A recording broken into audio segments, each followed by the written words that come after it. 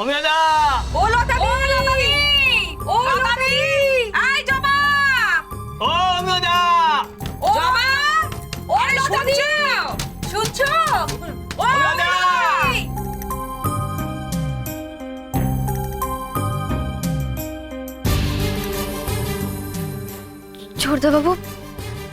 ছোটদা বাবু উঠুন না।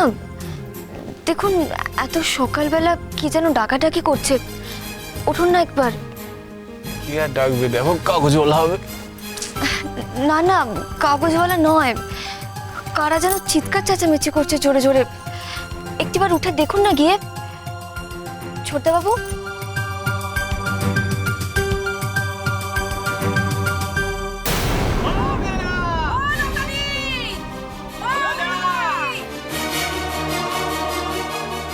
এটা তো মনে হচ্ছে ঘোষ কাকুর গলা।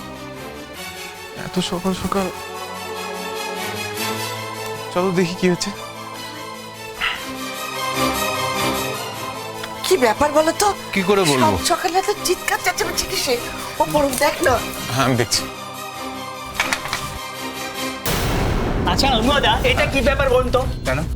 কালকে আপনার বাড়িতে অতিথি এসেছিলেন, আপনি তাদের রেস্টুরেন্ট থেকে খাবার নিয়ে এসে খাইয়েছেন, ভালো কথা, হ্যাঁ, কিন্তু আমার বাড়ির সামনে ওই উচ্ছিষ্ট খাবারের প্যাকেটগুলো কেন আপনি ফেলেছেন দাদা? হ্যাঁ, সকাল থেকে তো দুর্গন্ধে টেকা যাচ্ছে না, কাক কুকুর তো চারিদিকে ছড়িয়ে একেবারে একাকার করেছে। না না, আমার কথাটা শুনুন। আমাদের কাল রাত্রে কোন রকম বাইরের খাবার আসেনি।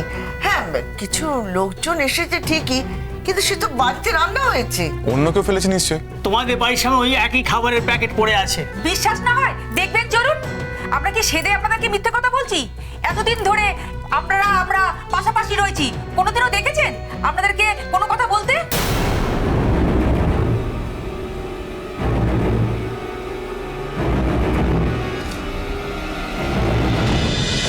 চলুন চলুন দেখবেন, চলুন চলুন। ইস, ছি ছি ছি ছি ছি, এ কি নোংরামো! আচ্ছা, এইসব ইটো প্যাকেট এসব আমাদের বাড়ির সামনে এলো কি করে? এই কথাই তো আমরা আপনাদের বলতে চেয়েছি। দেখুন, এই রকম প্যাকেট আমাদের বাড়ির সামনে পড়ে আছে। হ্যাঁ বাবা, হ্যাঁ, বাবা তুমি দেখো, কন্টেনারগুলো দেখে মনে হচ্ছে যেন খাবার কোনো বড় রেস্টুরেন্ট থেকে আনা হয়েছিল, কিন্তু কিন্তু এইগুলোকে এখানে কে ফেললো? আরে সাদে কি আমরা বলছি, আমাদের দেখো চারিদিকে চারিদিকে পড়ে আছে, আমাদের বাড়ির সামনে একদম জানা আছে। তাহলে কি আমি যা সন্দেহ করেছিলাম তাই সত্যি? কালকের খাবারগুলো হোটেল থেকেই আনানো হয়েছিল।